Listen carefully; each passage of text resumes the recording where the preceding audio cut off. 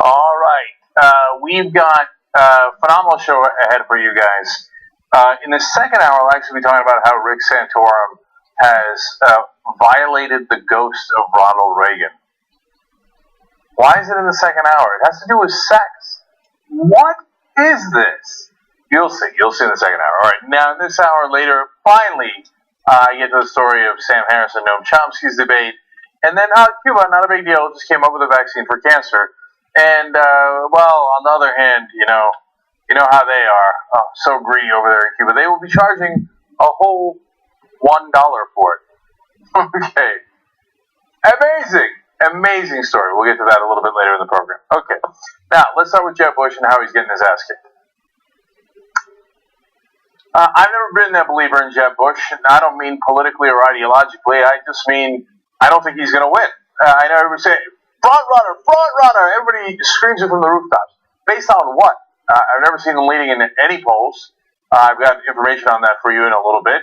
I know he's going to raise a ton of money. I got it. But, there's a ton of free media in the presidential runs. It's not like he's running for Senate in Wyoming, where having a ton of political cash makes more of a difference.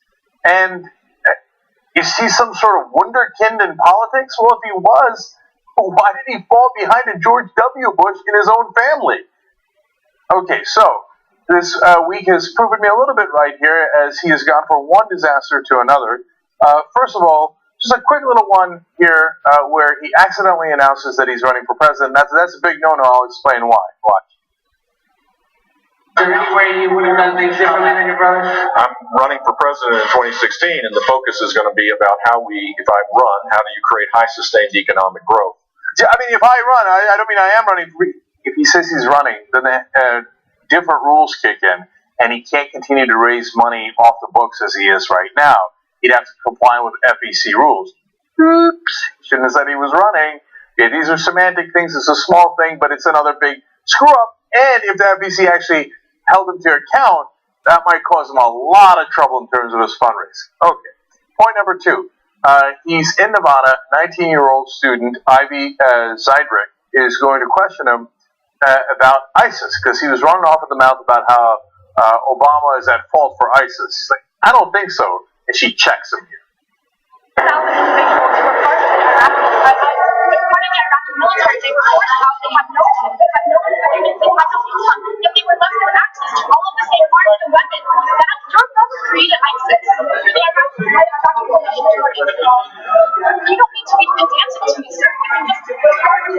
You can just answer my question. My question is, why are you saying that ISIS was created by us not having Because by the time we left, countless wars where we sent young men to die for the idea of American exceptionalism? Why are you spawning nationalists rather than getting involved in war? we respectfully disagree. No, but you actually can't really disagree. I mean, you can say that Obama is also at fault. I would disagree with you on that, but there's room for different opinions on that. But you can't say that George Bush had nothing to do with it. If we didn't invade Iraq, clearly they wouldn't have been ISIS. ISIS arose out of the chaos of Iraq, and they are run a lot by former Iraqi generals who were Baathists. We de-Baathified the Iraqi army. Those guys went off the reservation, and first they worked with Zarqawi, now they're working with ISIS. So clearly, the invasion of Iraq split up Saddam Hussein's former army, which eventually turned into ISIS. There's no question about that. You can't disagree with that. The best you can do is, you're right, my brother was a giant screw-up, and he opened up this Pandora's box and created this giant mess, and out of it arose ISIS, but I also blame Obama because he should have done better in cleaning up my brother's mess. And that's not a convenient answer, right? Now, of course, then people came in, oh, she's a lib, don't worry about her. CNN had an analyst on to say that. So then they asked her about, first of all, she used to be a conservative. She grew up as a sort of, her dad's a loyal Fox News viewer, etc. Then she became libertarian, and apparently then she became a liberal. But who cares? It was a good question no matter who asked it, right? But now she's a huge story, partly because, let's be honest, not only was it a good question, and I love how reporters are always surprised, like, oh, a 19-year-old with actually a fairly good question. Why not? And she read Howard Zinn's book. Yeah, she's educated, she's smart, she knows what she's doing. The fact that they're surprised drives me crazy. And partly she's getting a lot of attention, let's just be real, is she's attractive. So here, put up her picture, because now everybody's going nuts, all the press is trying to get her on. They drive me crazy. Just concentrate on the question that she asked. Okay, when she's asked about it afterwards, she said, well, as to why she acted up, she said she was actually nervous, but she felt like she had to do it because she said, Bush was trying to blame ISIS on Obama's foreign policy. It was hilarious. It was like somebody crashing their car and blaming the passenger. All right, love it. Great job, Ivy. Awesome job. Okay, so now, that's not the end of Jeb Bush's problems. Now remember, he got into this whole mess about Iraq because he originally went on with Megyn Kelly and said that he'd have done the same thing.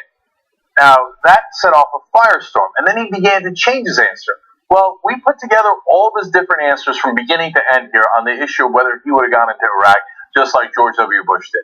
See if you can follow this, because it is going to evolve through time, and this is all in just 1 week. Watch. On the subject of Iraq, obviously very controversial, knowing what we know now, would you have authorized the invasion? I would have, and so would have Hillary Clinton, just to remind everybody, and so would have almost everybody that was confronted with the intelligence they got. Whatever I heard, it was translated, knowing what you knew then, what would you do? And I answered it honestly, and I answered it the way I will answer all the time, which is that there were mistakes made, but based on the information that we had, it was the right decision. In 2020 hindsight, you would make a different decision.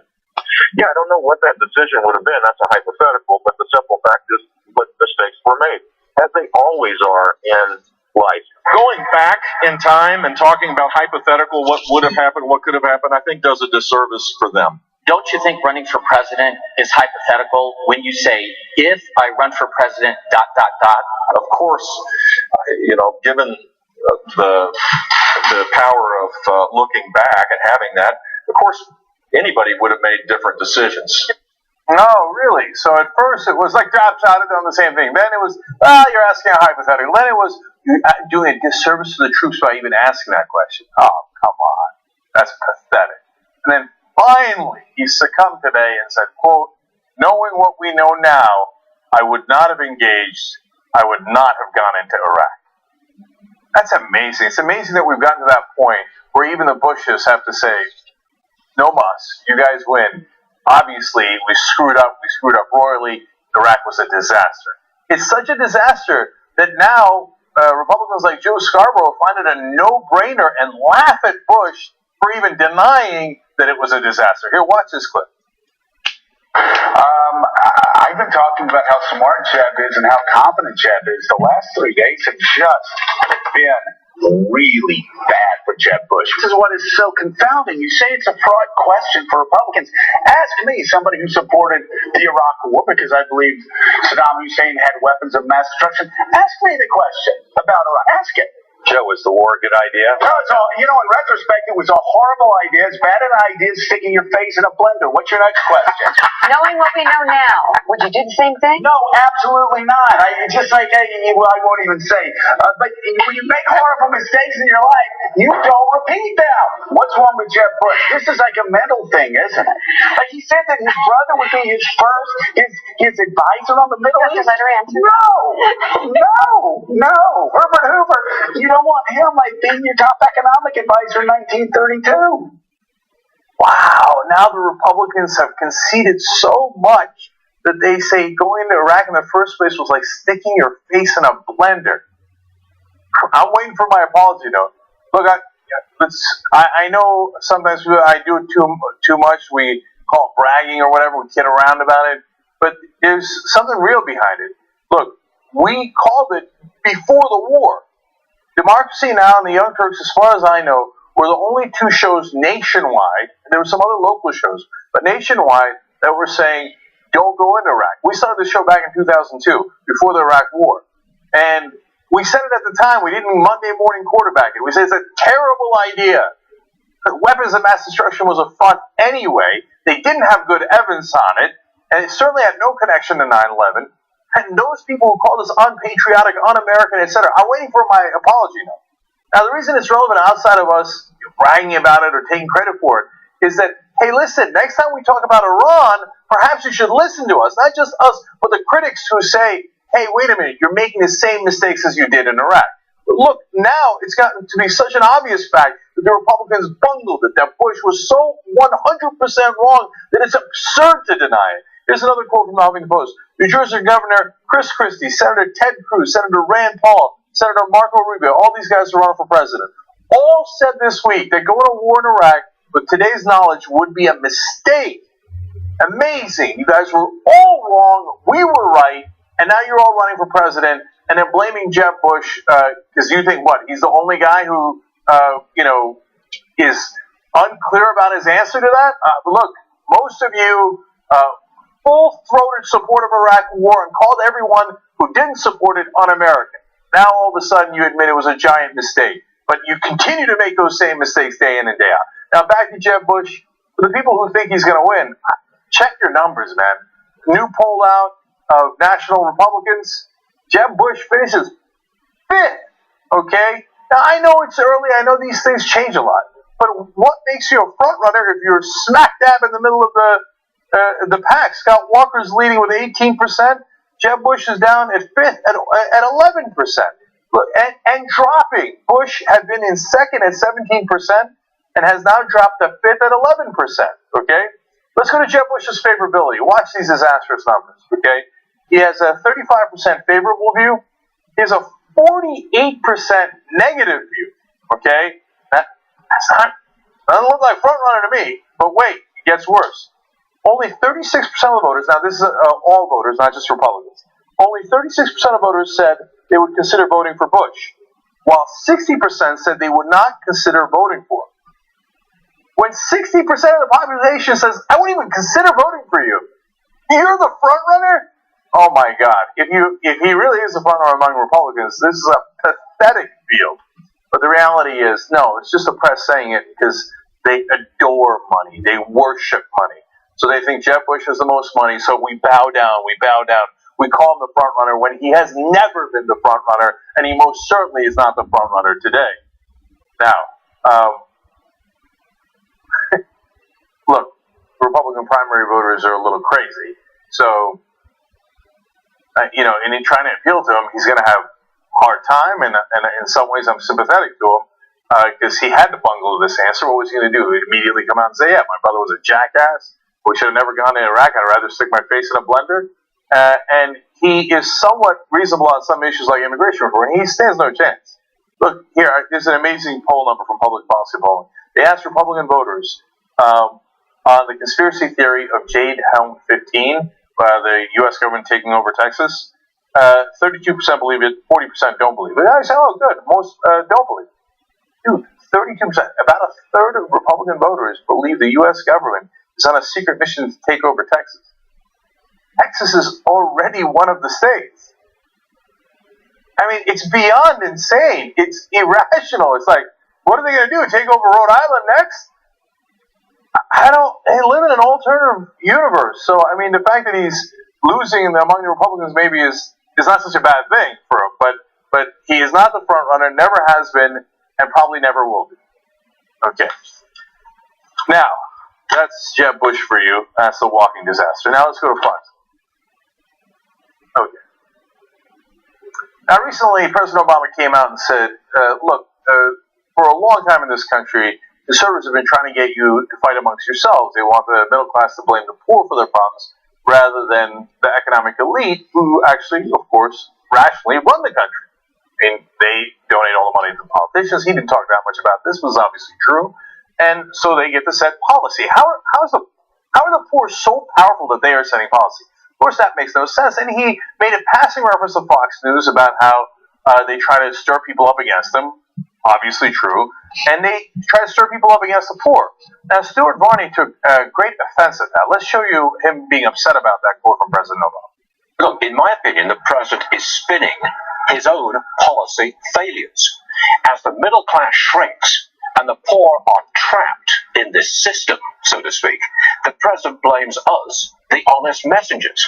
Just look at food stamps and Obama phones for a moment. This is what he picked out. We're not saying that the recipients of food stamps are bad people or that they're lazy. He wants to say it's us, it's the messengers. We are demonizing the poor. I don't think we are. Yeah. No, Fox News has never demonized the poor. Specifically, Stuart Varney, oh no. I wonder how we got all this footage. When you think of poverty, you picture this. But what if I told you it really looks like this? A new report showing poor families in the United States are not what they used to be. Now, many poor families have homes with cable TV, cell phones, computers, you name it, much, much more. Studies of existing numbers from 2 universities show that the very wealthiest, income for the very wealthiest, is down more than for any other group. And that very wealthy group, the top 1%, they've not recovered. I'm just going to give our viewers a quick run-through of what items poor families in America have. 99% of them have a refrigerator. 81% have a microwave. 78% have air conditioning. 63% have cable TV. The top 1%, their income during and after the crash went down 20%. The bottom 90%, their income went down 13%. So the rich took it on the chin, but government programs did help raise the lower and middle classes a little bit.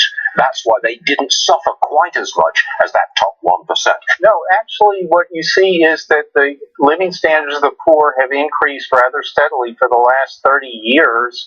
And in fact, the poverty report has not accurately reflected their living conditions really for several decades. And if you want to look at the very, very wealthiest people, the top 1/10,000th of 1%, their income went from 39 million in 07 to 29 million in 2000. Yes, because if you can say, we're here to redistribute from the rich to you, it turns out that the rich have suffered more than you. The image we have of poor people as starving and living in squalor really is not accurate. Many of them have things. What they lack is the richness of spirit. That's my opinion. Wow. I don't know where we got the idea that Stuart Varney and Fox News might be demonizing the poor. Maybe they were just accurately pointing out how they lack the richness of spirit of the wealthy. These people are vile. What President Obama said about Fox News is not nearly enough. By the way, it's not just Stuart Varney. We have dozens of these clips. We just picked him out because he was the one crying about it. We have Steve Ducey talking about how the poor are moochers. We have about at least 3 different guests on Fox News talking about how the poor are not stigmatized enough that they should be bathed in shame. Gee, I don't know where we got the idea that Fox News might demonize the poor. Okay. Now, let's go to North Korea. Let's not actually go there. Okay, but go to a story about it. Here we go again with Kim Jong-un. He has killed yet another top-level North Korean official. This time it's Byung Yong-chol. He was the leader of the military and apparently was killed partly because he fell asleep during one meeting, which they found very disrespectful to Kim Jong-un. So how did they kill him? Get a load of this. North Korea has executed its defense chief on treason charges by putting him in front of an anti-aircraft gun at a firing range. Damn. Okay, now understand, those anti-aircraft guns fire at a great distance and can pierce steel in order to take down the planes. They put him 100 feet in front of the anti-aircraft gun and shredded him. Pulverized him. Here, let me show you the guns. Okay, they just unloaded off of these things, and they had many people witnessing it, and apparently he was like just absolutely obliterated. Okay, so what's the latest on this? Well, he was last known to have spoken publicly at a security conference in Moscow in April, and was said to have shown disrespect to Kim by dozing off at a military event. Okay, no, I figured out what's going on. Kim Jong-un is Joffrey. Remember how young he is, right? And he's this young guy who's not taken over, and never learned, obviously, any work ethic, has always been told that his grandfather and his father were deities, and that he's also a deity, and that he can't do anything wrong. He rules the place. No one can ever disrespect him. It's unbelievable. Right now, we have a situation where one of the most hideous evil characters from Game of Thrones is, in reality, ruling a country with millions of people in it. Okay, let me give you more details. You'll see. Hyun was believed to have voiced complaints against Kim Jong-un and that had not followed his orders several times. He was arrested late last month and executed 3 days later without legal proceedings. I mean, you remember, again, if you watch Game of Thrones, Joffrey with the crossbow, right? And how he got joy out of killing people in the most vicious ways. Here we have the anti-aircraft gun, right? The capricious nature of these decisions. We have another report that Kim Jong-un also assassinated his aunt. Why? Because he had earlier assassinated his uncle, and she was complaining about it. So he had her poisoned, maybe at a purple wedding. Okay, they say in all, around 70 officials have been executed since Kim took over after his father's death. Now, to give you some context, that's an enormous amount. But context here, Kim, who's in his early 30s, has changed his armed forces chief 4 times since coming to power. His father, Kim Jong-il, who ruled over the isolated nuclear-capable country for almost 2 decades, replaced his chief just 3 times. So, look, his father wasn't that well-balanced either. This guy is significantly crazier. So, I think that in some ways, now this is tricky stuff, but it might be the beginning of good news. Because this guy is so unbalanced, has killed so many of his allies, he really doesn't have much of an inner circle left. He has killed 70 of the most powerful people in North Korea, including his blood relatives. And the more you dwindle your power base, now I'll make another pop culture reference here, reminds me of Tony Soprano. And you kill enough people around you, eventually there aren't that many people around you. And what's the message that he's sending to the other powerful people in North Korea? If this guy sticks around long enough, we're all going to die, right? Somebody chewed gum at the wrong time, somebody fell asleep at the wrong time, another person looked at him the wrong way. He is killing his ex-girlfriends. My theory on that is his current wife was pissed about it. He had her murdered along with many other people from the orchestra. Okay, there's only so long Joffrey can make it before somebody gives him, a little taste of his own medicine. So, tick-tock, tick-tock. I don't know how it's going to happen. I don't know if it's a good thing or a bad thing in terms of if North Korea gets destabilized and they panic, God help us if they start launching missiles into North Korea or Japan, right? But maybe there's a sliver of hope here that eventually the other powerful people in North Korea go, hey man, we got to make a deal with the outside world here and get rid of this guy before he gets rid of us all. So that's the latest from North Korea, and overall, not good news. Okay, Let's take a quick break here. And when we come back, finally, Harris versus Chomsky.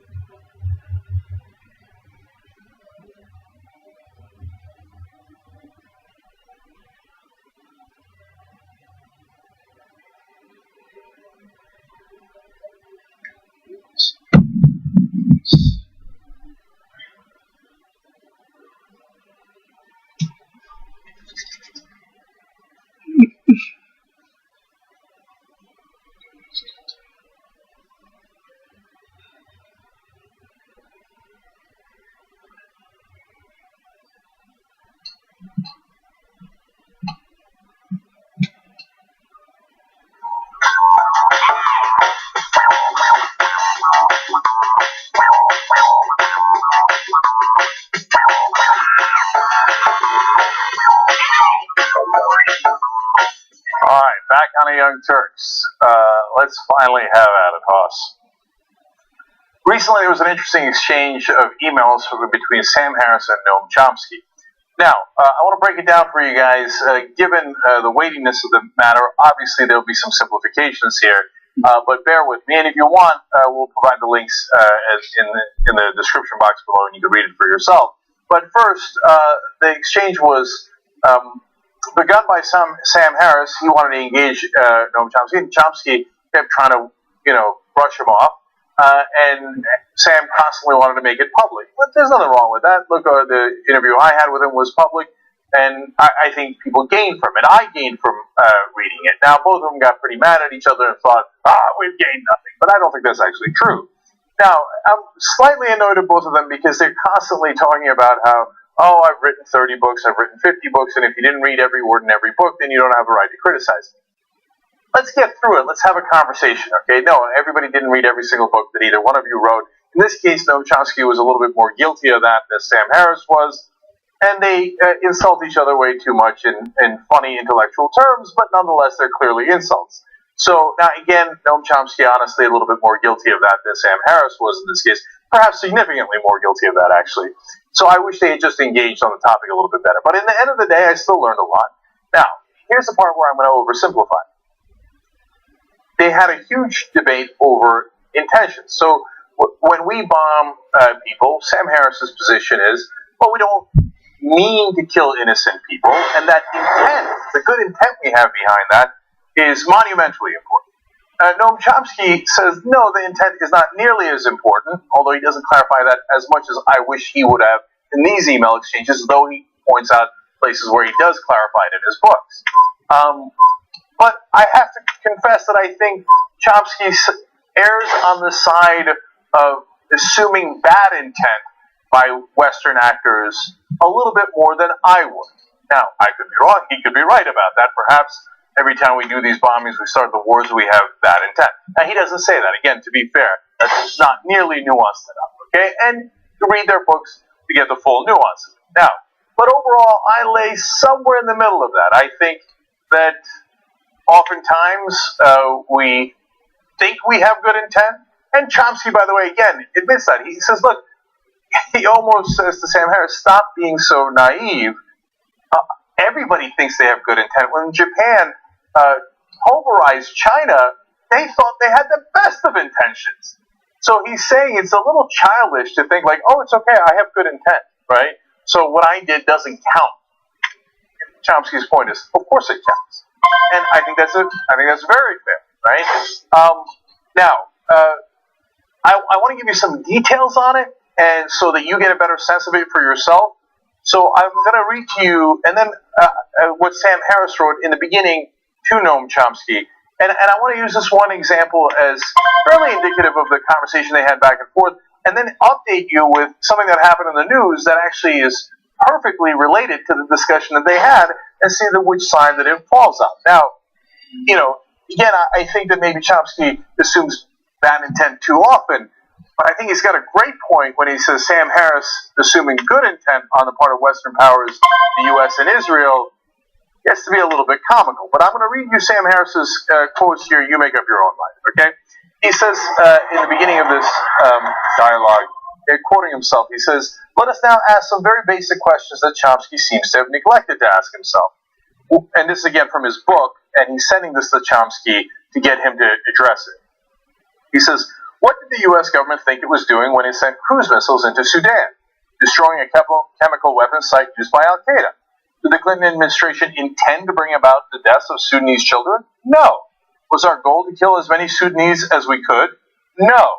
Were we trying to kill anyone at all? Not unless we thought members of Al-Qaeda would be at the Al-Shifa facility in the middle of the night. What we euphemistically describe as collateral damage in times of war is the direct result of limitations in the power and precision of our technology. To see that this is so, we need only imagine how any of our recent conflicts would have looked if we had possessed perfect weapons that allowed us to either temporarily impair or to kill a particular person or group at any distance, without harming others or their property. What would we do with such technology? How would George Bush have prosecuted the recent war in Iraq with perfect weapons? Would he have targeted thousands of Iraqi civilians who were maimed or killed by our bombs? Would he have put out the eyes of little girls or torn the arms from their mothers? Whether or not you admire the man's politics or the man, there's no reason to think that he would have sanctioned the injury or death of even a single innocent person. What would Saddam Hussein or Osama bin Laden do with perfect weapons? What would Hitler have done? They would have used them rather differently. Now, as I read that, having read through then Chomsky's response and the entire interaction, I have to say that on that core issue, I most certainly agree with Noam Chomsky. So, as you read that, it seems comical to say George Bush had heavenly intentions. I know what you're going to say. Oh, you're putting words in his mouth. I just read you his exact quotes, okay? Now I'm describing it, right? George Bush would have never killed anybody innocent. Wait a minute, you're telling me as George Bush invaded Iraq, he thought, oh no, there won't be anybody innocent killed here.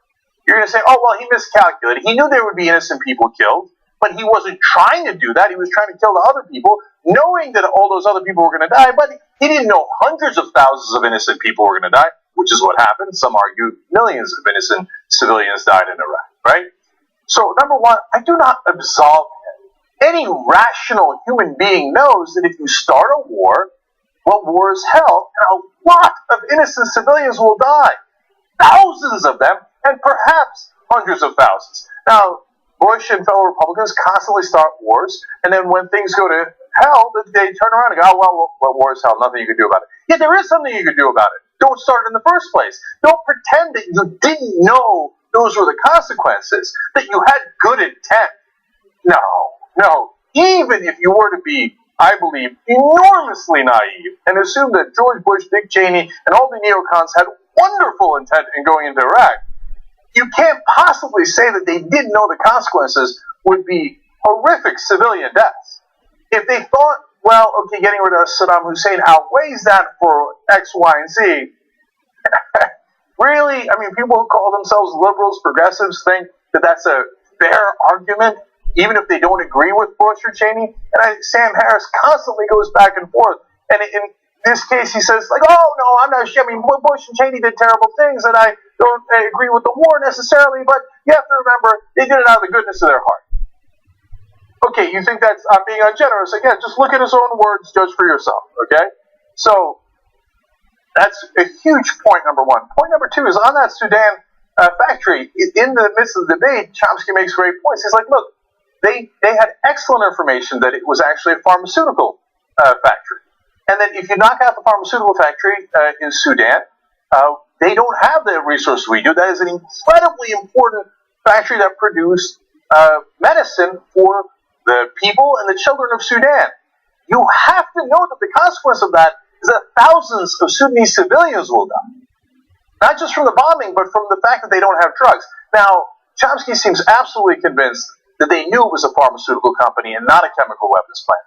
I'm not as convinced. I don't know. I don't know for a fact, right? So even if I granted to them that Clinton acted with the best of intentions to hit a chemical weapons site that he thought Al-Qaeda might be using, he still knew that it would have devastating consequences for Sudan and thought, that's okay, I can live with that. So when Chomsky says, hey, if you can live with thousands of civilians being killed because of your actions, well, I got to question your intent, right? Now, Sam Harris then turns and makes a case about how our cultures are different. And this is, I think, the core of what we object to in Harris's ideology. So let me read it to you first. He says, it is time for us to admit that not all cultures are at the same stage of moral development.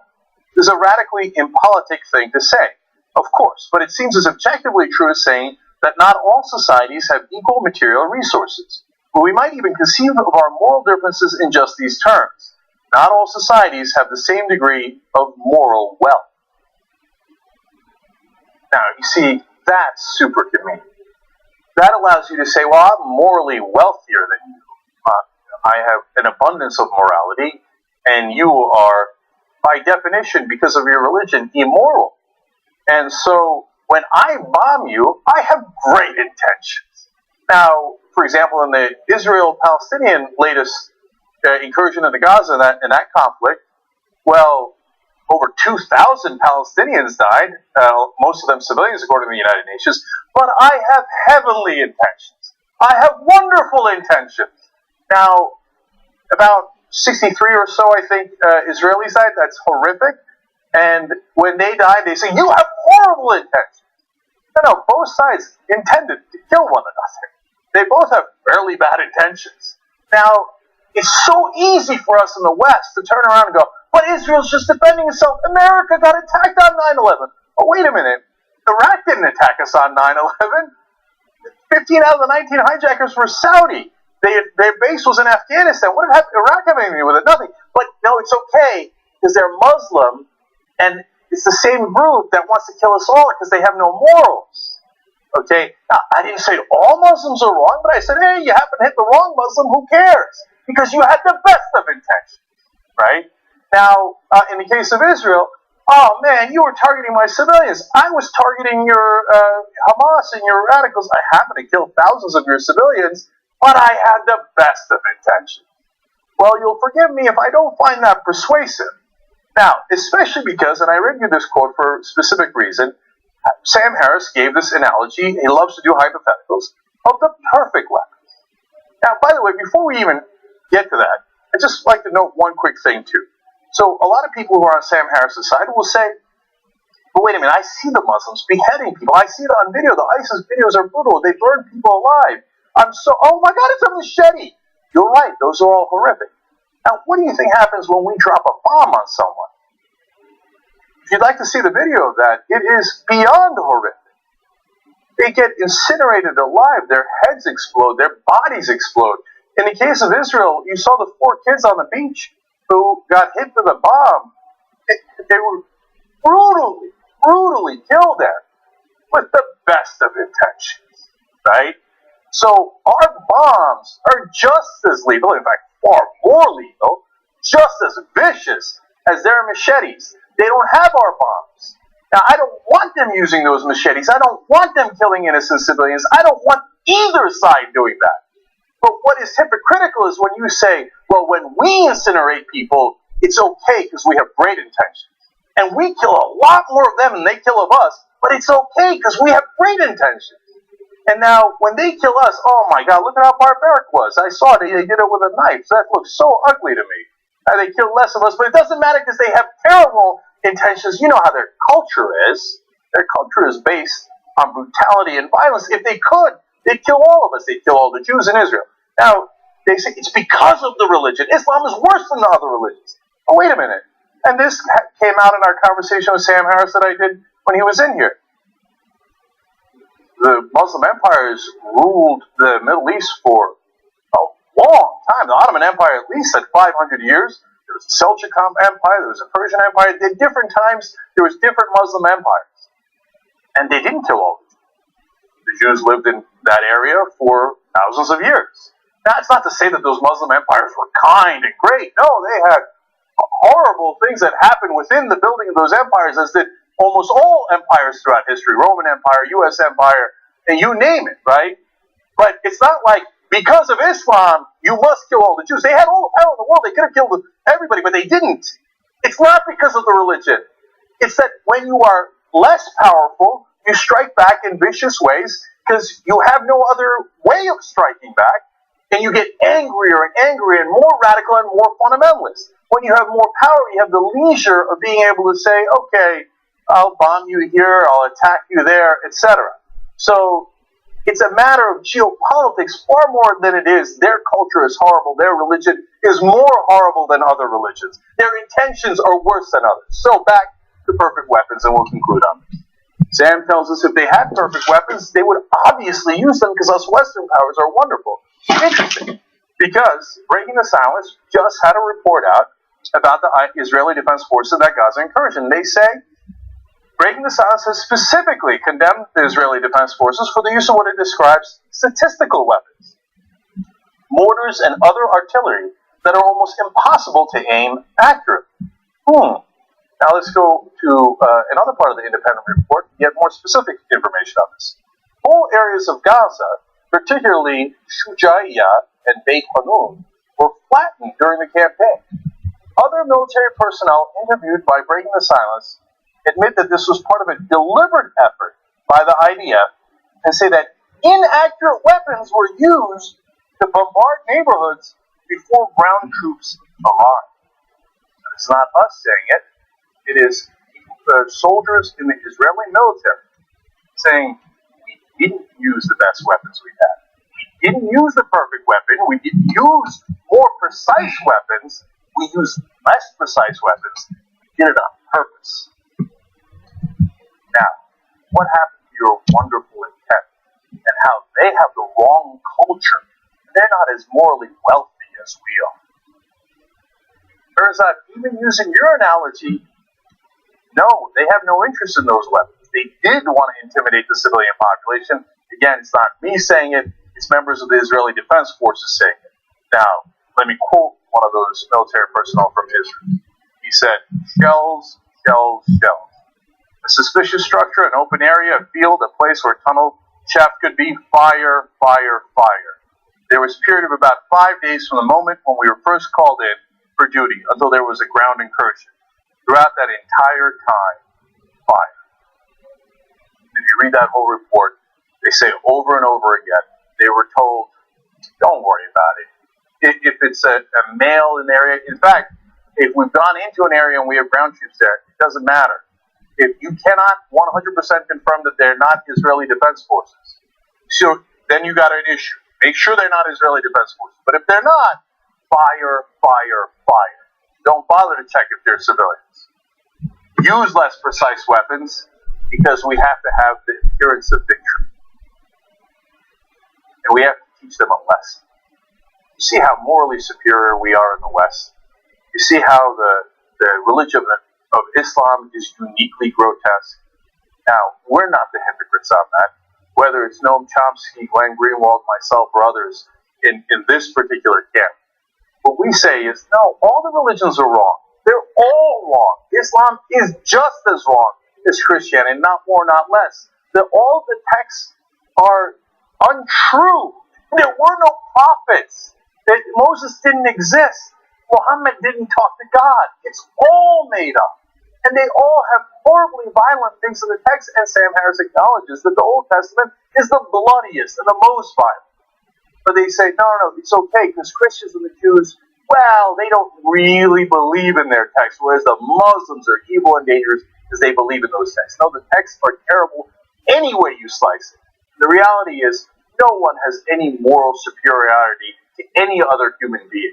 We all react in a way that is normal given our geopolitical circumstances, okay? When the Muslims, in this case, are weak, they attack with terrorism. When we are strong, we attack with bombs. We have precision bombs, but we don't always use them. Do we know we're killing civilians? Of course we know we're killing civilians. If you want to say that's better intent, and that makes us better than the Muslims who we are invading or occupying, that's a questionable morality. Okay, if you're comfortable with that, okay, well, then we know where you stand. But I stand in the corner of, we're all human beings, all the religions are wrong, and we must all take great care not to start these wars, because yes, in fact, they are hell on earth. We've got to be a hell of a lot more careful, and the idea that we have good intent and they do not is comical. Okay. So apparently I scored that one for Chomsky. Alright, now, let me go on to other news.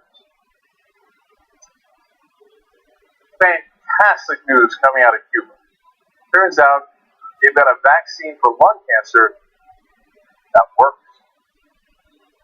Amazing. Now, I was told that the communists are no good and they can't do anything right. They're the worst of the worst. Okay, well, it's a vaccine called Simivax. It's been researched in Cuba for 25 years and became available for free to the Cuban public in 2011.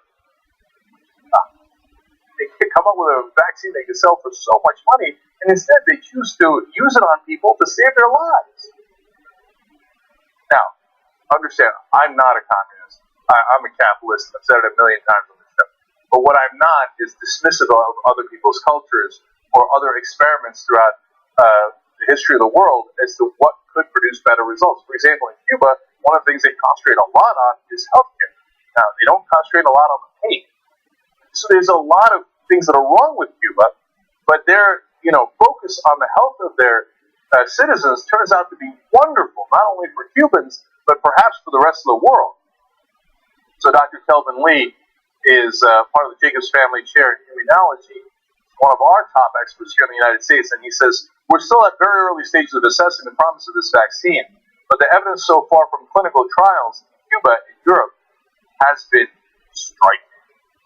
Now let me give you more from Dr. Lee. He said, the latest Cuban study of 405 patients, which has not yet been published, confirms earlier findings about the safety and efficacy of the vaccine. What's more, the shot is cheap. It cost the Cuban government just $1. Studies have found that there are no significant side effects. Wow. Now, of course, this blows our capitalist minds here in America. What if you got this wonderful vaccine that could do amazing things in the world? Not going to profit off of it? It only cost you $1? How is that possible? Remember, our pharmaceutical companies, which, by the way, have also done great work in alleviating pain and illness in a lot of the world, but will also turn around and go, oh, well, I mean, I spent billions of dollars on that. I have to be paid back multiple billions of dollars on that. That's why I have to charge you so. Maybe so, maybe not. Apparently, it depends on the circumstance. Okay, now, let's not get overly excited. It's not a cure for cancer. Let's be more specific. To be clear, the Simovax doesn't cure cancer. It's a therapeutic vaccine that works by targeting the tumor itself, specifically going after the proteins that allow a tumor to keep growing. That doesn't mitigate this news. It's wonderful news. In fact, let me give you more details on how great it is. Quote, there's good reason to believe that this vaccine may be effective in both treating and preventing several types of cancer, including not only lung, but breast, colorectal, head and neck, prostate, and ovarian cancers. So the potential positive impact of this approach could be enormous. God bless the Cubans. Now, Cubans have a life expectancy of about 79 years old, which is pretty much tied with America. Their average income per capita is 1/8 of one. So they don't have a lot of the material goods that I wouldn't want to live in Cuba. That's part of why I'm a capitalist, and proudly so. Now, that doesn't mean that capitalism doesn't have huge problems, and we talk about it here on the show. And just because they found a vaccine for cancer doesn't mean communism is the answer. But credit where credit is due. Apparently some wonderful medical breakthroughs out of Cuba. And for decades we've been told how demonic they are and how we have to make sure we don't trade with them and no one in the outside world trades with them. It turns out they've been busily working for 25 years figuring out something the rest of the world has not figured out. And it could do wonders for all of us. God bless them. For a guy who doesn't believe in God, I do praise his blessings quite often. Anyway, all right, let me give you one more story here. Here comes Russ Feingold. He had lost his last race back in 2010, and it looked like he'd gone into retirement. And he was working on getting money out of politics. Wonderful. Obviously, I agree with that 100%. For a while, he served as a special envoy for the Great Lakes region of Africa. Okay. But out of the woodwork, here comes Russ Feingold back to run for Senate in 2016 in Wisconsin to try to reclaim the seat. Let's hear him in his opening video. I'm Russ Feingold. We need to get started fixing all this. People tell me all the time that our politics in Washington are broken, and that multimillionaires, billionaires, and big corporations are calling all the shots. They especially say this about the U.S. Senate, and it's hard not to agree. But what are we going to do? Get rid of the Senate? Actually, no one I've listened to says we should throw in the towel and give up. And I don't think that either. Instead, let's fight together for change. That means helping to bring back to the U.S. Senate strong independence, bipartisanship, and honesty. So today, I'm pleased to announce that I'm planning to run for the United States Senate in 2016. And my desire to serve is stronger than ever. I love Wisconsin. I love the spirit of the people here in the beautiful state we all cherish. And I know that working together, we can make great things possible. Okay. Now, of course, the Republicans are already beginning to attack Russ Feingold. He stands an excellent chance of winning. So they immediately unveiled this website. RadicalRussFeingold.com. they say his voting record of supporting one disastrous policy after another is unacceptable. Okay. So what are the different things that he supported? Well, he was the lone senator voting against the Patriot Act. Interestingly, the Republicans in the House just helped to pass the USA Freedom Act, which says that the NSA was overreaching in spying in on Americans. I know what Russ Feingold said for one. Russ Feingold was one of 23 senators to vote against the Iraq War. This week, we had the entire Republican Party laughing at Jeb Bush for saying that he would have gone into Iraq just like his brother did. And it was so bad that Jeb Bush had to backpedal and say, "You're right. Of course Iraq was a horrible mistake. I'm sorry. Knowing what we know now, I never would have gone in." Kind of like Russ Feingold said from the very beginning. And you know the good news? In one poll, he's leading by 16 points against Ron Johnson, Republican who beat him last time around. Now, last time around, there was a big Tea Party surge in 2010. That might not be around this time, okay? And even public policy polling in the most recent poll that they did had him up by 9 points. So several different polls have him up significantly. So here comes Russ Feingold. And as a guy who's maybe the most progressive senator there was at the time, certainly would be among the most progressive now, that is a sight for sore eyes. It's fantastic that he's coming back. And you know, I'm very clear about this. Not a lot of politicians I support. Russ Feingold is certainly among them. I hope he,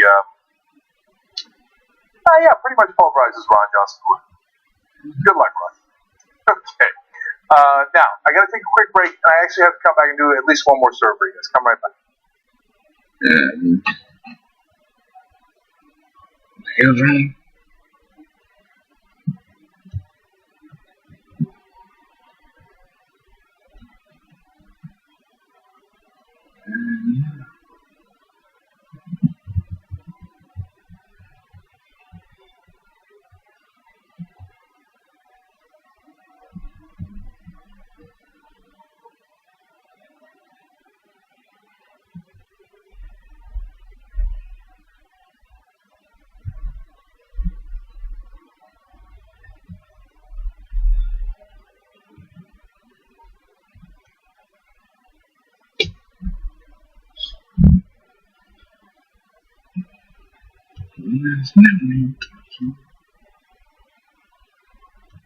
Some of the him.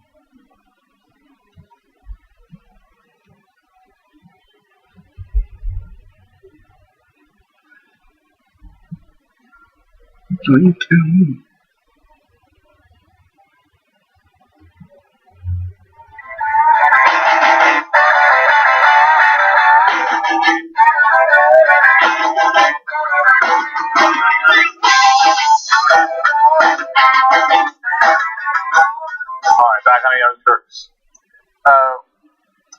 Representative Marsha Blackburn, Republican from Tennessee, she was actually attending South Carolina Freedom Summit put on by Citizens United and Representative Jeff Duncan from South Carolina.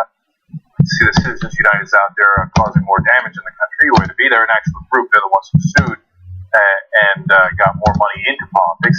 So in this case, they're talking about Christianity. Marsha Blackburn says, of course, Christians are victimized horribly so throughout the world.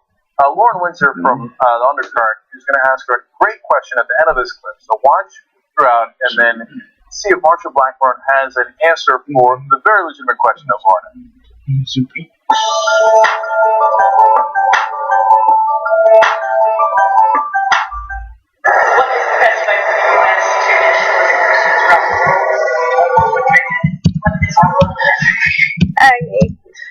One of the things that we should be doing here is being very strong in our stance with religious freedom in our country. With the human rights violations and religious persecutions around the globe, we need a State Department that is going to step in and say this is not acceptable. Do you feel that Christians are being persecuted in this country? I think that we've got some issues where religious freedom is certainly up for debate and discussion, and we want to make certain that individuals have the right to continue to worship and to exercise their religious beliefs.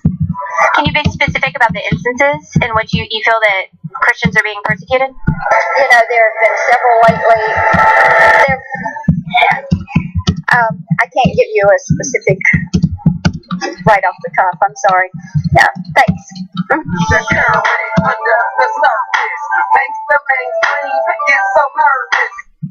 Oh, I love that. Oh, Christians are being terribly persecuted throughout the country. Can you give me just one instance of it? No, not really. No, can't think of a single one. Oh, that's because you made that up. You can't come up with a single instance because there really aren't very many instances at all, right? You created this so you can say that you're the victim. Oh, Christians are being persecuted. I don't know, dude. Give me a jaywalking ticket. Give me anything. How did you get persecuted? What are you going to ask me? Real questions? I thought this was only for softballs, where we get to pretend there are problems that actually don't exist in the world. All right, but give you a sense of Marsha Blackburn. She has 7 top priorities on her website. Things she's going to tackle, very important. Climate change among them? No, of course not. The world's melting. Who cares, right? No, facts are not an issue. But I love this one. One of her top 7 priorities is saving the incandescent light bulb.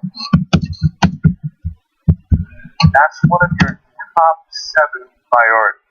She believes the Obama administration is going after ceiling fans, light bulbs, and wood stoves.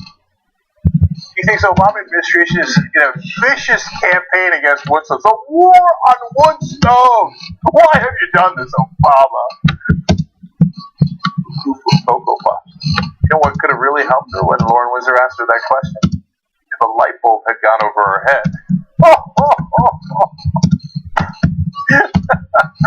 All right. Republicans, man. There's no end to their lunacy. Great question by Lauren, and obviously no answer from the Republicans. We'll be right back.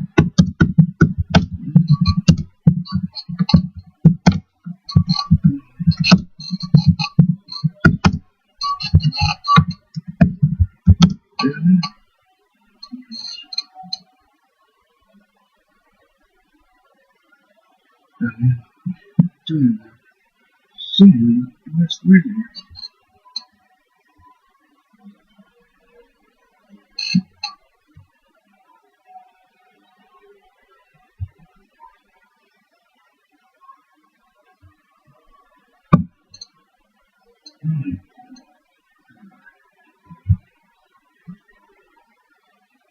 Next.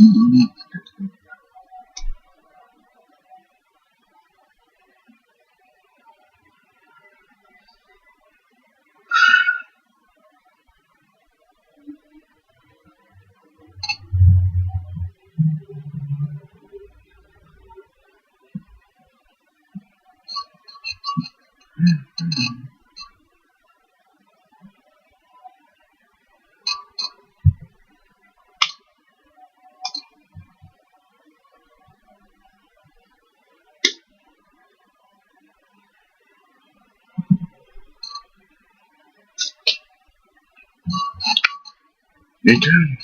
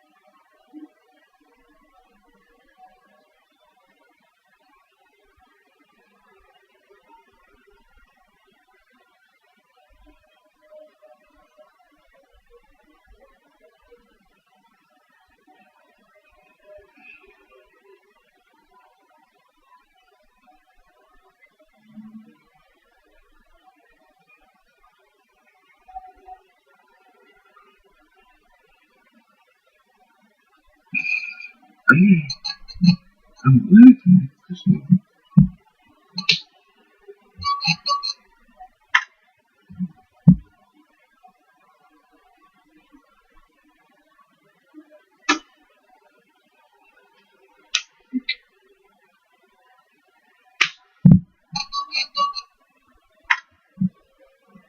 in this.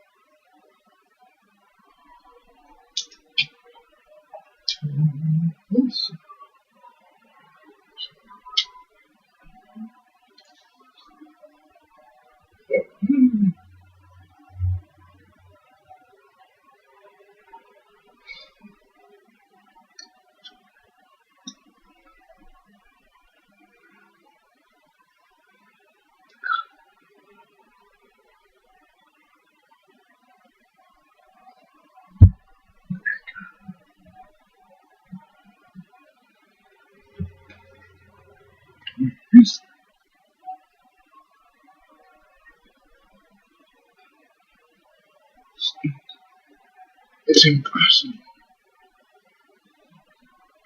Mommy.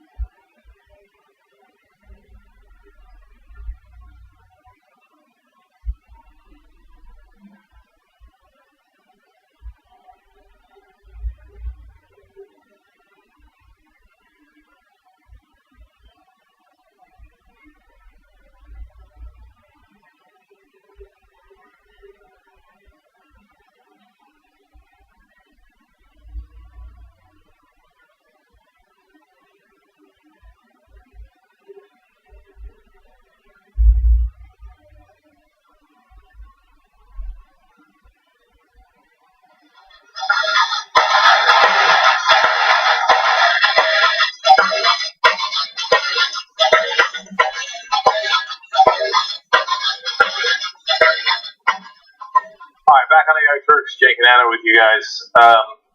So I want to read some tweets for you from the first hour as usual. It's always about Marcia says something very nice. She says, hearing the Young Turks theme music end and Cenk Uyghur's voice begin is one of my favorite parts of the day. Hashtag too strong. That's very nice. I like that theme music. Da-da-da-da, da-da-da-da, da-da-da. Agreed. Love it. That's why we picked it out. Ruth Iverson says, you do a now, this is in reference to Jeb Bush saying the Iraq war was a mistake would be doing a disservice to the troops. Mm-hmm. She says, you do a disservice to the troops by sending them to the pointless, endless war in the first place. Mm-hmm. Good point. Excellent point. Sarah E. says, Jeb says everyone makes mistakes in life. Yes, he forgives Hillary for Benghazi and her private emails. Everybody makes mistakes in life. I mean, my brother made a mistake and millions of people died. Most of them civilians. She made a mistake and the emails went to the wrong account. Everybody makes mistakes. And my brother's mistake, not a big deal. Hers, a giant deal. Yeah. Okay. Ray for Madness, getting his email in as usual today. Points out about the North Korea story and how he killed yet another defense minister. This is Kim Jong-un justifiable. How did I go through a whole Kim Jong-un story without doing an pun? Well, I thought maybe you matured a little bit, but... No, I basically forgot to make the pun. Something else. By the way, Bart, can we tilt the monitor so it's not glaring in my face? Thank you. Next time Kim Jong-un is caught in a sex scandal, we're going to have to go with Kim Jong-un. What? Anyways, okay, Baseline Wario. Now, the rest of these, only three that I'm going to read. There was a whole lot, but I'll just read three. Are about the Sam Harris Noam Chomsky thing. Baseline Wario says, quote, I have morally good intentions. Sounds no different than saying, quote, I have God on my side in this context. No more donations says... My favorite Twitter handle. I know, right? Right next to Bitchy Gay Guy, which one's number one. And he says, I'm troubled with Harris talking about different cultures having superior or inferior morality. Same talk used in genocide of Native people. Look, the same talk is, as Chomsky points out, same talk justified so many atrocities throughout the world. Chomsky even mentions World War II and the Holocaust. He says, look, the Germans thought that they were doing God's work. They thought they had the best intentions. That seems unbelievable to us. Mm-hmm. But that's what they said. That's what the Japanese said. Everybody thinks they have the best of intentions, right? And a part of the reason why there's that saying, the road to hell is paved with good intentions. Elliot, last one. Elliot Lewis says, reminds me of a story where some dude floods the world, destroys cities, and kills children, but he's morally wealthy, so it's okay. Okay, I didn't say any of this. So, now that we're done with the tweets, I have to address something that's been on my mind all day long. Oh, wow. Is that a new button-down shirt? Yes. Okay, it's got look at Jake, Mr. Oh, I'm not into fashion. I'm not into fashion at all, right? Can you please show them the inside of your collar? It has this weird... You want me to pop my collar? It's got this paisley print. Not a big deal. I'm just too cool for school. Oh my god, where did you get that shirt from? Of course, Wendy got it. Alright, okay, fair enough. Alright, now let's get to the news. We have some good news to start off the hour, although I don't know how it's going to end up. The House has overwhelmingly voted in favor of an overhaul of the NSA's bulk collection of our data. Now, what does that mean? As you know, through Edward Snowden's leaks, the NSA does collect all of our phone conversations indiscriminately, and they keep it in a database.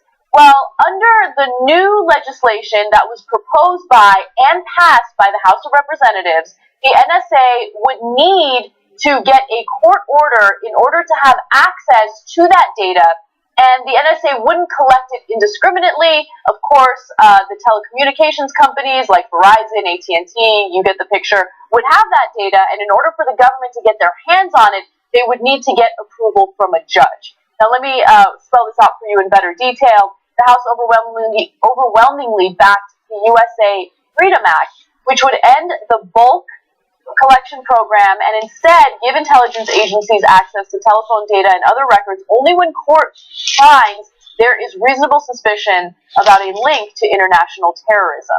Now, it passed 338 to 88. We don't know whether or not it's going to pass in the Senate, but there are a lot of interesting voices in this debate. For one, John Boehner is saying, for the love of God, the Senate needs to pass this. Because the current program that the NSA is utilizing is set to expire on June 1st. So if there isn't some sort of agreement, there could be absolutely no program in place. Rand Paul says, I would rather have no program in place, which is fascinating. Yeah. So this is one of the few places where the libertarians have won within the Republican Party. And partly because it's just a matter of the government having more power. Nobody really gets that rich off of it. There's some contractors that get rich off of it, but it's not. Comcast doesn't get rich off of this. Oftentimes, the AT&T and Verizon of the world are forced to cooperate with the government. Yes, they get some money back, but it's not like it's a huge profit center for them. It's just more of a pain in their ass because they got to go tell their customers it wasn't us. Remember, they had to pass a bill saying, no, we're not going to hold AT&T and Verizon responsible for what the government made them do. So since there isn't a lot of money involved, there's some, but not a lot, the Republicans get to act out of principle for a rare change. And I like their principles here. I love the libertarian principle here. Agree with it completely. They've largely won over the Republican Party in the House. Great. Well, look, if we're having real ideological debates, interesting things come out of it. First of all, that's great. That's called democracy. Right? Second of all, you never know who you wind up agreeing with once you take the money out of the equation. I never thought I would agree with John Boehner on anything. So it's, I guess, a little refreshing to know that he's on the right side when it comes to this issue. Mitch McConnell is not. He has not only bought into the fear-mongering, he continues to regurgitate it, and so he thinks that if the NSA is unable to do what they're currently doing with indiscriminately collecting our data, then it's going to be a huge blow to national security. Of course that's not true. If anything, it would improve national security because when you have all of this data, you have this wealth of data, it's much more difficult to go through it and figure out who actually poses a real threat. Yeah. It's kind of like a document dump that lawyers do, right? And obviously we haven't caught a lot of the people who intend to do us harm through this program. In fact, they've never shown us that it's ever worked, right? Yeah. So let me give a little bit more color to all this. Now, Boehner wasn't always in this position. He got pushed to this position. Part of the reason he's so fervent that it has to pass, as Anna pointed out, is because he wants the program to continue overall, right? It's the more libertarian and actually even more conservative members of the Republican caucus in the House that have pushed Boehner in this direction, and bless their hearts for that, okay? And progressives agree. So great agreement there. It's the establishment that's fighting back in the form of Mitch McConnell and some Democrats as well on the Senate side. And, by the way, very importantly, President Obama. He talks a good game about this, but wait a minute, he's the one that ran the program in the first place. Exactly. It's his administration's program. So in reality, here we have again President Obama and Mitch McConnell agreeing. When they agree, watch out, it's almost never to the benefit of the American people. Yeah, I worry about that. And also, another thing to keep in mind is that the House of Representatives did pass similar legislation last year and it stalled in the Senate. So it's likely that that could happen again. So will this bring about real change? Based on our past experiences, I doubt it. Yeah, and remember, it's just about phone data. So it's not like the problem would be solved. They're still collecting a lot of data outside of that that is also unacceptable. Okay? Yeah. And the Senate is the most pro-establishment house between the two houses of Congress. So that's why it's more likely to protect the establishment. And in this case, be against the privacy interests of the American people. Now, I want to ask you one add-on question. Edward Snowden leads to results like this, right? Amazing, heroic work, people putting up statues of him. But he's got to live in Russia and see his family and friends. Would you be Edward Snowden? No. Like even though like that, so this remains secret. I mean, look, that's the thing. I feel like I don't know if this is even possible. I think I would pray on it for a lot longer, and not like literally pray on it, but like think about it longer. And I would try to be more tactful in a way where I could do so anonymously. I don't know if I would be able to pull it off, but if I knew without a shadow of a doubt that I could pull that off, I'd do it. Would I sacrifice everything in my life in order to do it? No. Yeah, I want to ask you too. Snowden, heroic act, winds up having some effect. not nearly the effect we want it to have, but obviously now everybody at least knows of the program's existence, and he's now turned even some Republicans to fighting against it. But that's it. Gotta live in Russia. Almost literally banished to Siberia. No family, friends, etc. Would you do it? I guess that's the question. Does it have to be Russia? Yes. Yes, it's your Snowden. What happened to Snowden? There's probably some lovely parts of Russia. I mean, we imagine, I don't know if we, just my mind was imagining Russia, where you have to live. Dude, we don't even like going to other parts of the United States. Like, we're not going to want to go to Russia. Is it anything like Minnesota? I'm playing. Jeez, man. You know what? If I did, I would eventually end up just coming back and being like, "Here, deal with me. See what you're gonna do," and push that issue next, and then end up in jail for the rest of my life. Yeah, no, because I'd probably get extremely tired of it. So, yeah, because then I think I'm bold enough to think enough people. Once I see the tide turning, like I can be back in 10 years, and everything's gonna change. But based on how, but I'd be wrong. Based on how, I don't know. Yeah, based on how things have played out, though, I think Edward Snowden is one of the most courageous people I've ever read about. I think he's amazing. I have a lot of respect for him. But given what he did, do you think that it brought about any real change? Like, it's nice that the House is considering doing something about telephone data. Right. But is it really going to change the way that our privacy is being violated? So did it get the amount of change that he was hoping for? No, absolutely not. But did it make a difference? Absolutely. I mean, these are the acts of heroism that make all the difference. Because now they can't deny it anymore. They were lying about it all. They got caught lying. I know it didn't have any consequences. The only one who's wanted is Edward Snowden, not the guys who lied about the program and to Congress, which is illegal, by the way. They all got away with it, right? But at least now there's some bipartisan agreement among Republicans and Democrats saying, hey, you know what?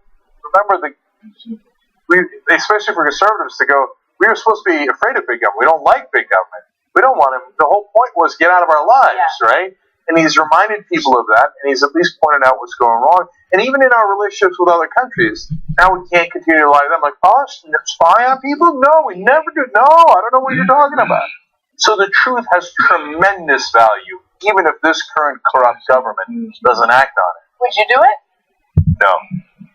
So, because I got kids, I can't. That's why it was so important that he was single.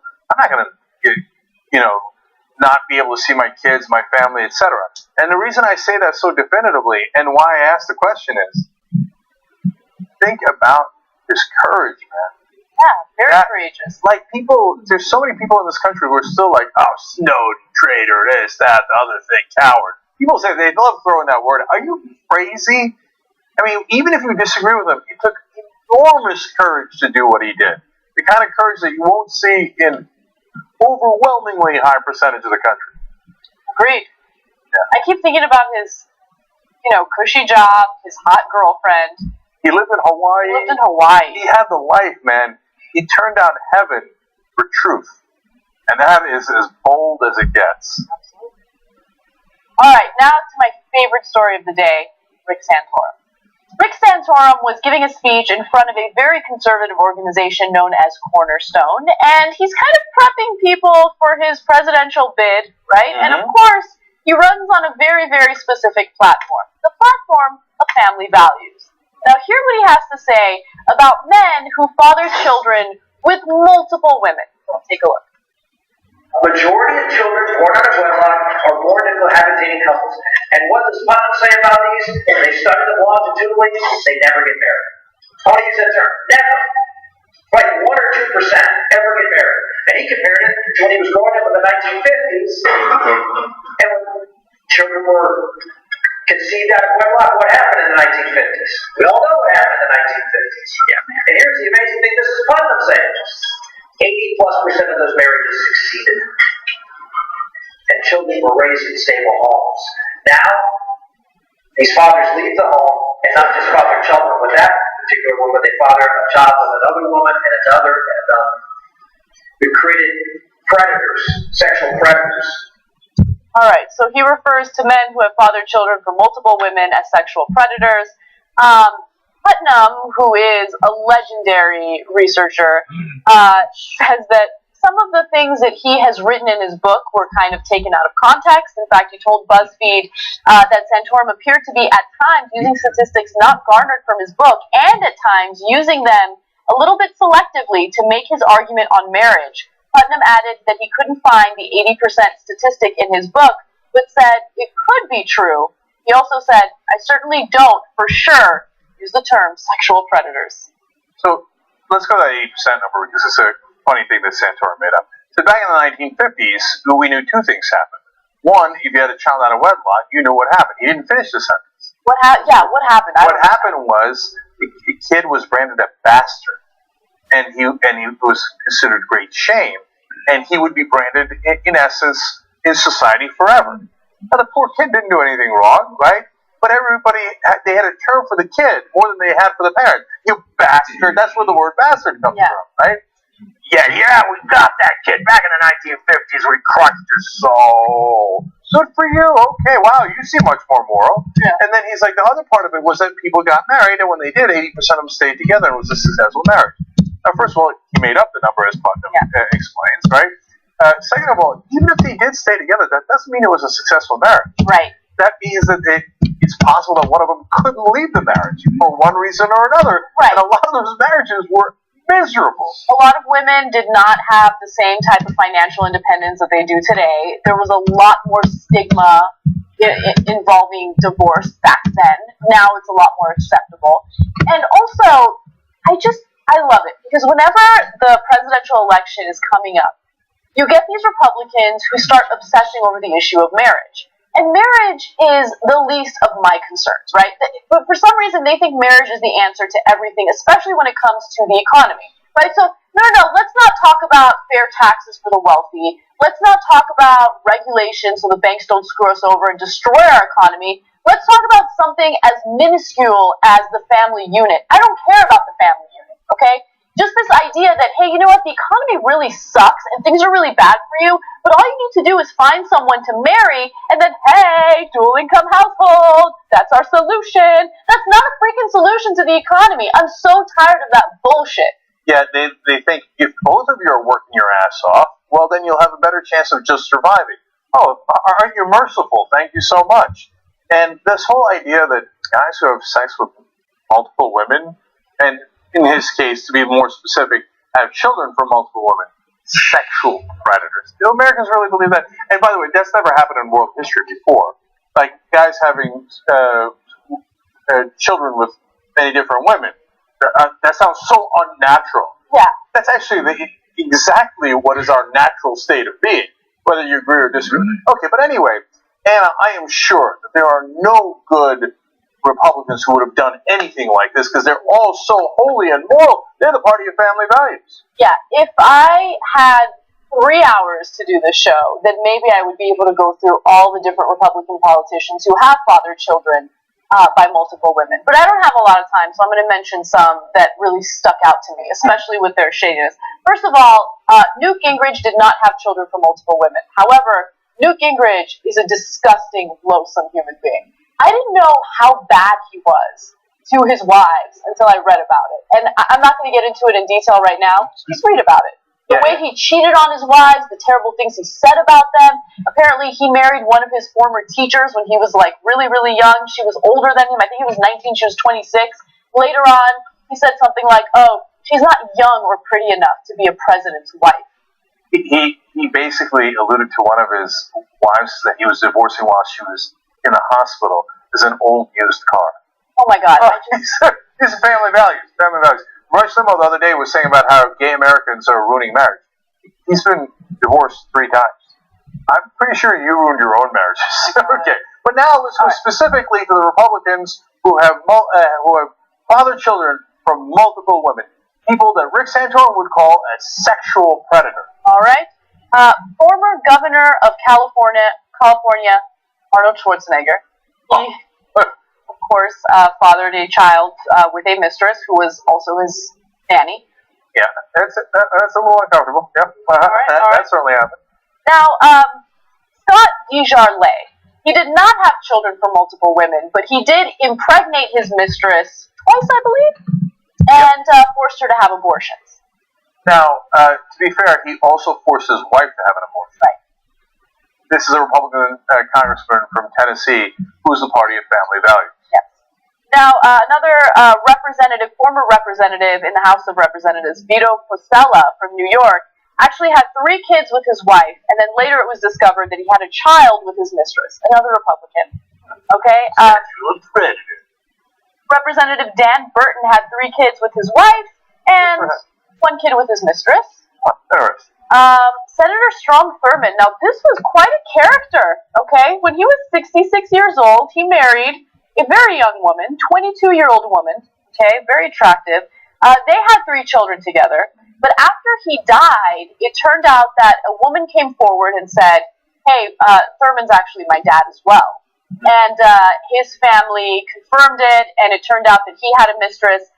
He slept with another 22-year-old woman who was working for his family and impregnated her. And she happened to be black. He ran on the segregationist ticket for president. He was one of the most racist men in America at the time, and he wound up having an illegitimate black child. Yep. But the Republicans would never be sexual predators, and they're the party of family values. Yep. And my personal favorite, Ronald Reagan, sexual predator, had children with 2 different women. Well, I can't believe Rick Santorum called Ronald the Kipper Reagan a sexual predator. Outraged! How dare he do this? Ronald Reagan is rolling around in his grave right now. God damn Santorum. Insulting the Kipper like that, that's a capital offense in the Republican Party. I mean, does he think before he speaks? And look, here's the thing. For all the Republicans who run on family values and then they have mistresses and then they impregnate their mistresses, I got no love for them, right? But for people who have been in 2 or 3 different marriages, they didn't work out, and they happen to have kids by 2 or 3 different women, dude, who are we to judge or get involved in their personal lives? People make mistakes, people make bad decisions. That's not something that you should tear them apart about, right? You don't refer to people as sexual predators because they have a family that you deem unconventional. So get out of their personal lives. And Rick Santorum, a few weeks ago, you were talking about accepting and loving people. Remember? When Bruce Jenner, let everyone know that he's transgender, all of a sudden you're like, we need to love and respect people. That's what I'm all about. He couldn't even handle that. 2 weeks later, he's out there calling people sexual predators. You're going to say, well, why bother covering Rick Santorum? He's the most irrelevant man in America. You remember that he finished 2nd last time around in the Republican field? 2nd. Mitt Romney. Is that amazing? All right, let's move forward. All right. For the first time, Austin City Council has the majority of women. And as a result, the city manager doesn't really know how to handle it. He's actually a little concerned that there needs to be some sort of lesson on how to handle women in the city council. So as a result, the city had a huge seminar. It was a 2-hour seminar. And one of the experts who came up to speak in front of the officials was a man by the name of Jonathan Allen. He used to be a former city manager of Lauderdale Lakes, Florida. And at the time, there were many women serving on the commission. In fact, it was an all-female commission. So as a result, this makes him an expert on how to deal with women on the city council, right? Wrong. Let me give you an example of the advice he gave during the seminar. Let's look at video number 2. And you use or attempt to use the same communication techniques and management techniques that you use or attempted to use in a predominantly male-dominated environment, you will be making a serious error in your professional development because they don't process things at the same way. They don't process it the same way. Okay, so let me elaborate a little bit on what he said there. Because actually, that little video doesn't seem that unusual. Men and women do communicate differently, right? But here's what he had to say. Apparently, he had to deal with answering questions from women, and it was really frustrating. This was in reference to his daughter, who, by the way, is so he is basically comparing these adult women who are serving on the city council 15-year-old to his 10-year-old daughter. 11-year-old daughter, not even. Okay, so in a matter of 15 seconds, I got 10 questions that I had to patiently respond to. Alan says female city council members are less likely to read agenda information and instead ask questions. He says it's tempting to just tell them to read the packet, but my daughter taught me the importance of being patient, even when they may already know the answer to the question. You know how it's going on. We already know the answer to the question, but we want to practice it. Like, we just want to waste your time. We just want to ask the questions. No, this is beyond that. Because, first off, you want to know how to deal with women, already amazing. But what are these things called women? How do I deal with them? Does not do you not have wives? Do you not have? You must have mothers. How have you gone through the world and not known how to communicate and interact with females? Okay, point one. Point two. Want to know how to deal with women? Why don't you bring in a woman expert who is a woman? Yeah, that's a great point. And this is not sexual harassment training. This isn't something that's required by some corporation or by some law. This is just them befuddled by the fact that now the majority of people serving on the city council are women and they don't know how to deal with it. Like, how do we handle this? Okay, so they bring in a guy to give them a lecture. Now, I could still get past all that and say, hey, maybe they had good intentions, right? Like, hey, you know what? We're trying to be open-minded. Let's bring in somebody. Let's figure out how things are going to work. Now, the women are in the majority in this council, right? But you bring in this guy. I know, but there's more. So the next video is a little long, but just pay really close attention to what he says because it's hilarious. Take a look. Can I give you an example? In our agenda cover page, we used to have the background information, we used to do the financial analysis and all of that, and we would put the business decision before them. And we hoped, in many cases in previous administration, they would make the decision, the cost-benefit analysis, this is in the best interest of the city, it's not going to cost us that much money compared to not doing it, let's make that decision. What do you think the change... How did it occur when I went to a female-dominated commission? Do you think that they were most concerned about the fiscal impact? By the show of hands. Do you think that they were most concerned about non-fiscal impacts when making important decisions? The show of hands. It was the latter. So when I had a meeting with my elected officials, what is important, where normally I would have presented the financial argument, my elected official said, Mr. Manager, I don't want to hear about the financial argument. I want to hear about how this impacts the overall community, how it impacts the families, the youth, and the children. So it may make good financial sense, but if I want to get it through and get the necessary votes, I have to present it a totally different way. Because I could very well go present a financial argument of a racetrack which could bring over $6 million into a city and over $200,000 in one particular project, but they may make a totally different decision based on how close it was to those schools. So I might have a proposal that makes absolute sense, but these fucking women, they're all about the emotions. So, they're just not going to agree with you, and they don't want to look at the financial data numbers. Women don't like numbers. Hey, where can I get the best deal on Nordstrom's clothing? That's what I care about. That was unbelievable. This guy first starts lecturing, and by the way, the people in the crowd are mainly women, right? And then they have to, go along with his guessing games. Oh, it's so sad. The whole thing was miserable. Just, you gotta understand that they're not good at listening, okay? They're not good at reading. They won't read the packets, okay? Right. You gotta be really patient with them, right? Yeah, they like to ask questions for no reason. Yeah, you gotta explain everything to them, and then they don't understand numbers. You know how they are, right? So, then you gotta be patient and just explain to them over and over again. We need the racetrack because of this thing we call numbers. Come on, man. I can't believe it's the year 2015 and we got knuckleheads like this giving speeches on how to deal with women. And then he said, now, if Hillary Clinton wins, then that means that there will be even more women around. And he said, if she wins, quote, you will see even greater numbers starting at the bottom on top. He's pulling a drink here. They started on the bottom. Next thing you know, they're going to be on top, and then you're going to have to be really, really patient. They're going to want to wear their chains all around the house.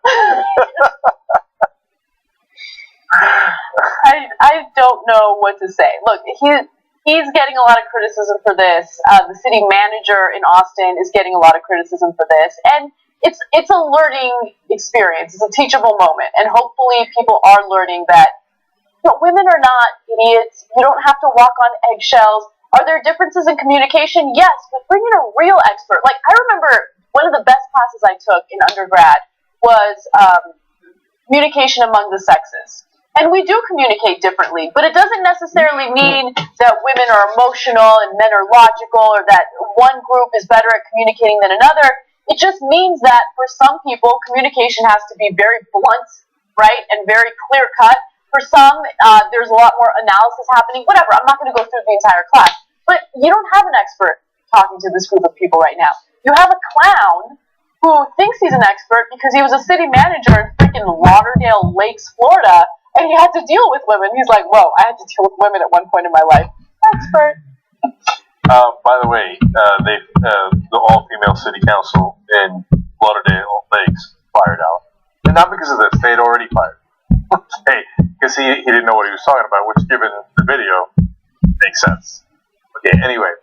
Anna, let me tell you what we are going to do next. I have to communicate with you differently because you are a woman, okay? Now, we will be going on to our second segment of the second hour. Oh, there's no! Numbers. There's numbers. I don't know what does not compute. Okay, we will have so much more emotional well-being when we come back from the break. Okay? I like that. Okay. All right, we'll take a break. Come back.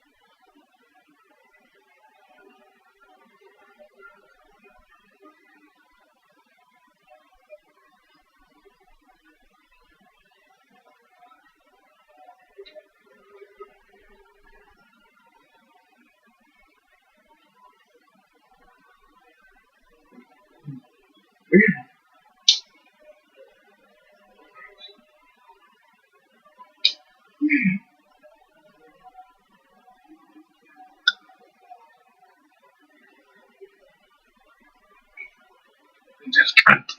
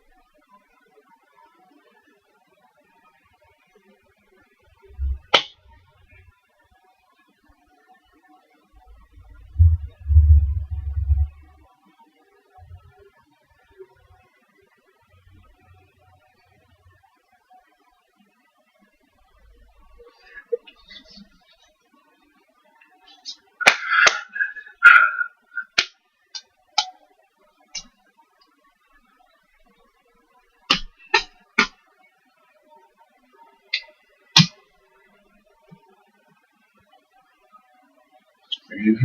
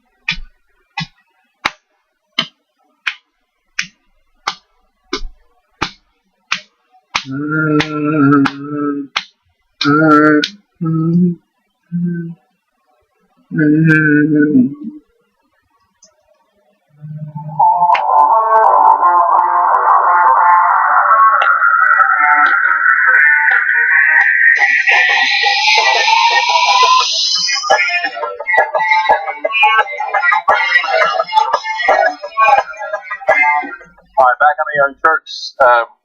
Kurt Washington writes, and Dijon sounds like the tastiest thing you could put on a sandwich. I'll have mayo, mustard, and Dijon. Yeah. It does, except it's quite the opposite. He's a disgusting guy in more ways than one. And, like, when he talks about how I think he made his mistress get one abortion, his wife get 2 abortions. Oh, okay. Okay. And I think that he told when asked about it, he's like, yeah, but they needed to have the abortion.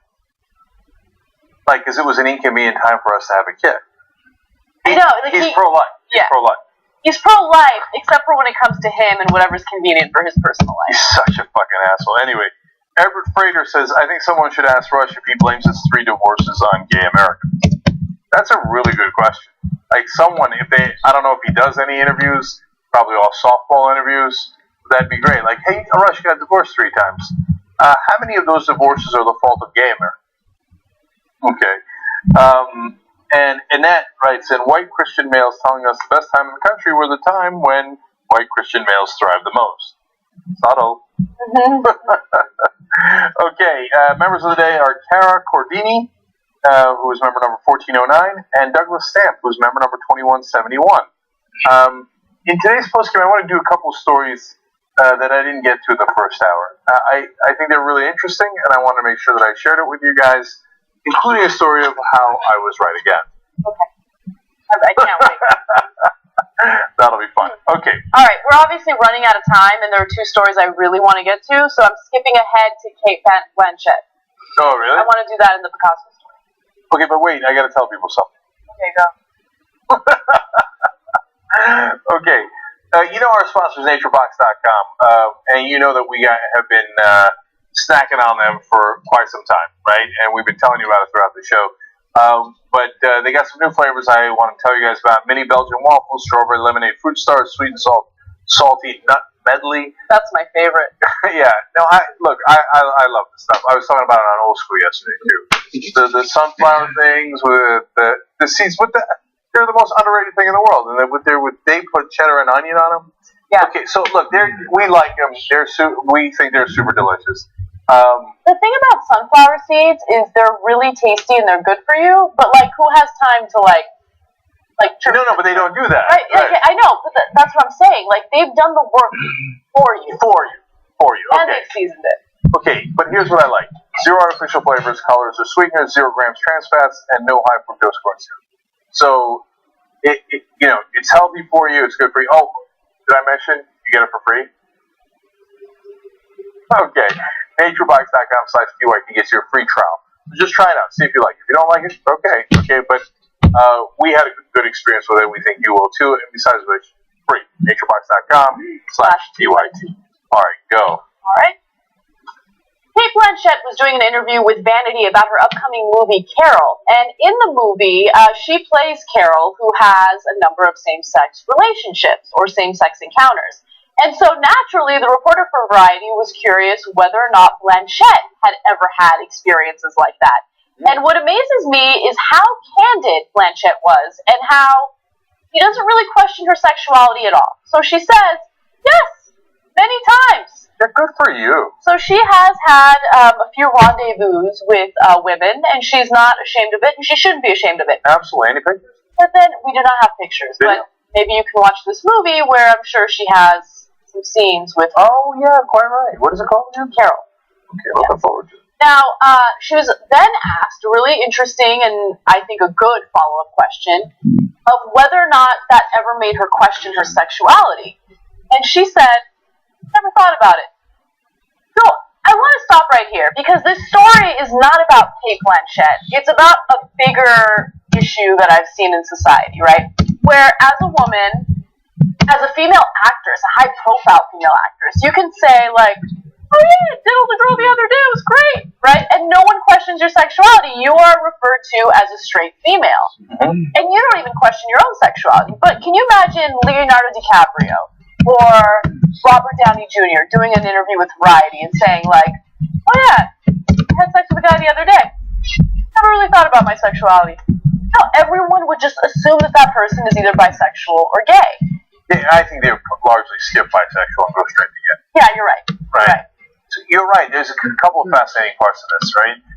So she's married. She's got 4 kids. So we assume, that was some experimentation. That was dalliances earlier in your life with women.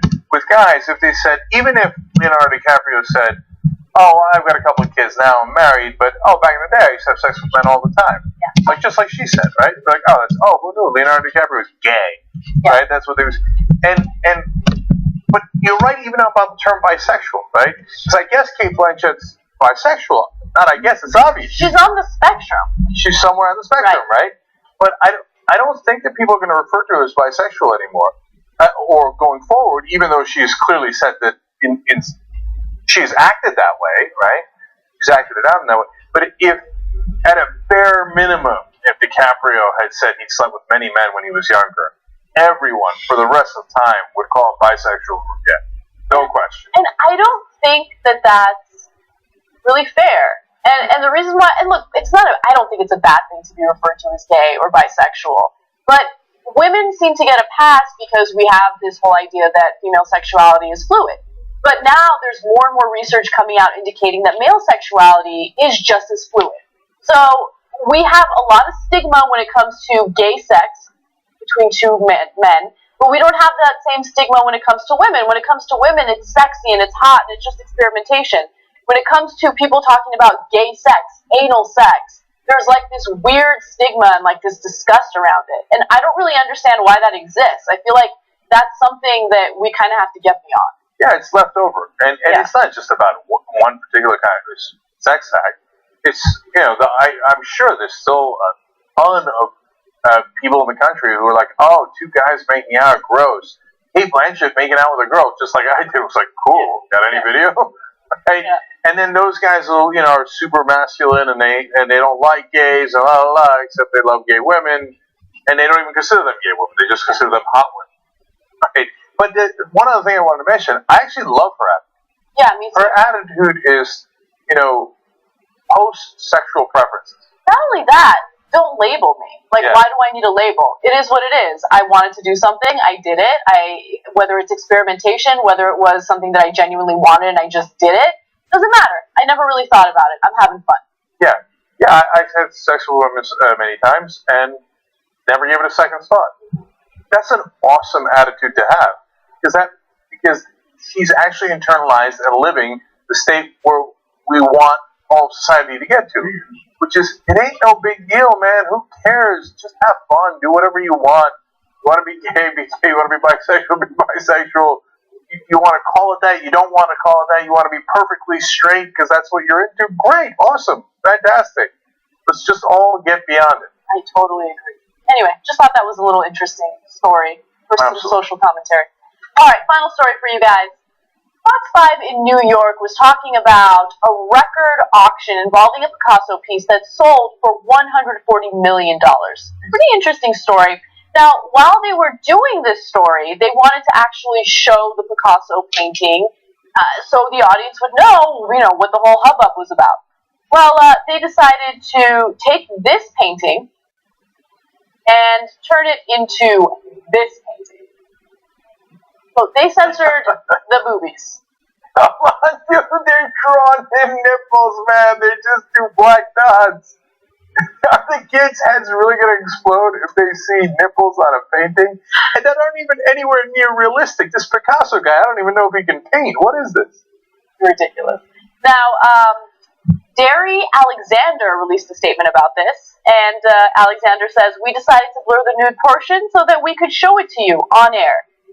I'm pretty sure it would be alright if you showed the non-censored version on air. In fact, there was a broadcast on your station right before your show where they did show it uncensored and no one's head exploded." So I don't know what happened behind the scenes. I'm guessing that they were just being overzealous because they're concerned about FCC regulations. Mm-hmm. But that's precisely one of the reasons why people don't watch TV anymore. Right? Like the over-censorship and oh my god, you can't say shit. Why? Why can't you say shit? The kids are around, and oh my god, if they see the Picasso boobies, their heads will explode. But hey, guys, I got news for you. You can see donkey sex on the internet. Hey, I know. Okay, no, but I keep going back to that because we live in this absurd world where we've all agreed upon this fiction that it's really dangerous if the kids see it on TV and they can't see it anywhere else. They have access to their computers. They can see any kind of sex they want. The most extreme, the craziest sex in the world.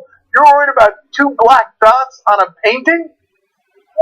I mean, it's such a joke. Yep. And we all go on as if it's like, oh yeah, that makes sense. Mm-hmm.